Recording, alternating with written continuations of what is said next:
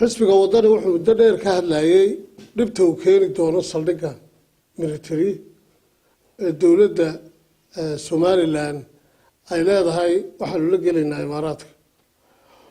waxaa dhacday maalin dhaweyto doon dad badan oo reer Somaliland ay saaraayeen oo u bixi dalka in gantaal lagu dhuftay.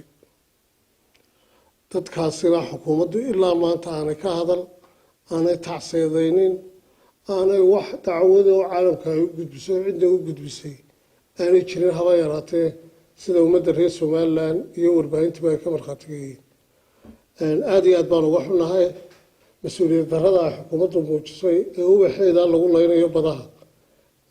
aanay marna ka hadlayn, wax tixgelinana aanay siinin. waxaan ugu baaqaynaa xukuumaddu inay si degdeg ah arrintaa uga hadasho oo ay caalamka u gudbiso, iyadoo ay tahay foorihii u horreeyey ee saldhigga military iyo dhibtii saldhigga military eenu ka qaylinayna xisbiga wadani ka qaylinayay midhihiisa uu kaaya. waxaana dhaba in Somaliland hadda sidaa loo garaacayo dadkeedii loo laynayo badaha aanay lahayn wax difaaca, isla difaaci karin.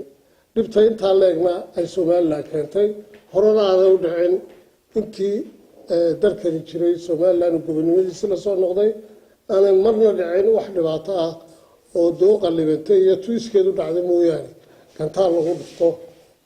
si amnigana aynu u mari jirnay badda, aanaynu ka ahayn dhexdhexaad.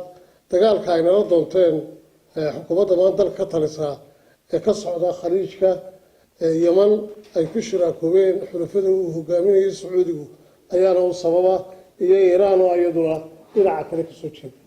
marka dhib aynaan lahayn ayaynu lugeeyna ku doonanay. aad iyo aad baan uga xunahay.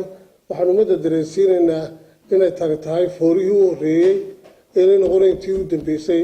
xukuumaddii waxaa ku jirtayna ilaa maanta wax tallaabo ay ka qaaday aanay jirin haba yaraatee. waxaanu halkan uga diraynaa tacsi dadkii iyo ubaxii ku dhintay badda. waxaanu leenahay waalidiintii iyo asxaabtii iyo ehliyadoodii ilaahay samiriyo iimaan ha ka siiyo. ta kaleanu ka hadlaynaa waxa weeye arrinta abaaraha Somaliland. waxaanu caalamka ugu baaqaynaa inay usoo gurmadaan ayagoo xoolihii ay ka dhammaadeen, haddana ay marayaan in dadkii u dhinto oo u leedo siiba gobollada bariga Somaliland oo runtii aanay xukuumaddu sidii loo baahnaa iyo si u dhowtoona aanay ka yeelin. gurmadkay filisayna aanu ahayn gurmad u cuntama ummaddaa dhibta haysa. waxaan u aragnaa runtii inay xukuumaddu dalxiis ku jirto oo abudabey waxaad moodaa in abudabey laga xukumo xukuumaddeena oo abudabey ka shaqeeyaan wasiiradeena oo halkaa amar ka soo qaataan. waayo 24 saacadood waxay u gaalabaxayaan abudabey oo ay dalxiis u tegayaan iyagoo dadkoogii maranayo intay xoolahoogii dhammaadeen. bitroolkeenu haysanina xoolaha ahaa, xoolihii dadkii baanay waruhayn iska daa xoolaha u gurmadaan.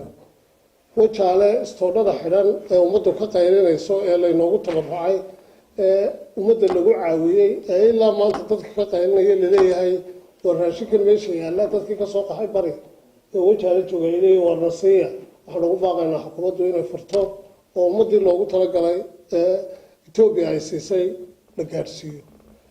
waxaa kaloo ka hadlaynaa sicir bararka. waxaan ku celcelinaynaa oo sheegaynaa inay xukuumaddu waddo inay iyadu ka aabbo tahay in lacagtii doolarkii ay ashkhaas ugu shubto lagu dejin lahaa sicir bararka oo aanay bangigii Somaliland loo sameeyey aanay marin.